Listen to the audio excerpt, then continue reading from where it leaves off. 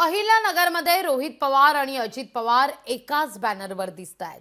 रोहित पवारांच्या नावाने अजित पवारांच्या स्वागताचा बॅनर सध्या चळकतोय। या बॅनरची मात्र सर्वत्र चर्चा होताना दिसतेय।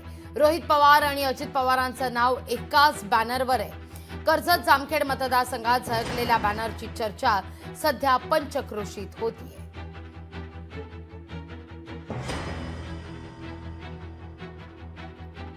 माननीय अजितदादा पवार यांचा कर्जत जामखेडच्या पावनभूमीत सहर्ष स्वागत असं या बॅनरवर स्पष्ट करण्यात आलेलं आहे। तर खाली लिहिलेलं नाव फार महत्त्वाचं आहे। स्वागत उत्सुक आमदार रोहित पवार, मित्र परिवार आणि समस्त कर्जत जामखेड असा हा बॅनर सध्या लावण्यात आलेला आहे। राष्ट्रवादी दुभंगल्यानंतर पहिला आपण बॅनर म्हणू शकतो जो रोहित पवार यांच्या नावे दादांच्या स्वागताकरता लागलेला आहे असं म्हटलं तर काही वावगं ठरणार नाहीये। गेले काही दिवस जर आपण पाहिलं तर पवार कुटुंब विविध कार्यक्रमांच्या माध्यमातून, विविध बैठकांच्या माध्यमातून एकत्रित येताना दिसतंय।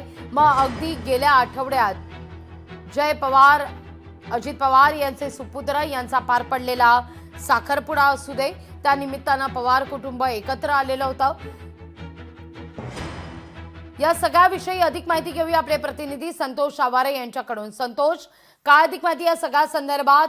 या बॅनरची चर्चा आता केवळ कर्जत जामखेड पुरता मर्यादित राहिलेली नाहीये, तर राज्याच्या राजकारणात या बॅनरची विशेष चर्चा होतीये। निश्चितच आज सायंकाळी जामखेड येथे एक सांस्कृतिक कार्यक्रमाचं आयोजन करण्यात आलं आहे। छत्रपती शिवाजी महाराज, महात्मा ज्योतिराव फुले आणि आंबेडकर यांच्या जयंतीनिमित्त ज्या राष्ट्रवादीच्या युवती प्रदेशाध्यक्ष आहेत संध्या सोनवणे यांनी या कार्यक्रमाचं आयोजन केलेलं आहे। आणि या कार्यक्रमाच्या सुरुवातीलाच काही रोहित पवार यांच्या समर्थकांनी अजितदादांच्या स्वागताचे फलक या ठिकाणी लावलेले आहेत। त्याचबरोबर राम शिंदे आणि अजितदादा यांच्यात मध्यंतरी जो झालेला जो वाद होता त्या या पार्श्वभूमीवर या बॅनरची चर्चा आता सर्वत्र होत आहे। त्याचबरोबर आजच्या या कार्यक्रमाला राम शिंदे आणि अजितदादा पवार हे एकाच व्यासपीठावर असल्याने हे नेमकं भाषणामध्ये काय बोलणार याकडे आता सर्वांचं लक्ष लक्षात येतोय। तुर्तास धन्यवाद तुम्ही दिलेल्या एकूणच सविस्तर माहिती करता। लोकशाही मराठी ऐका, पहा, जागरूक रहा।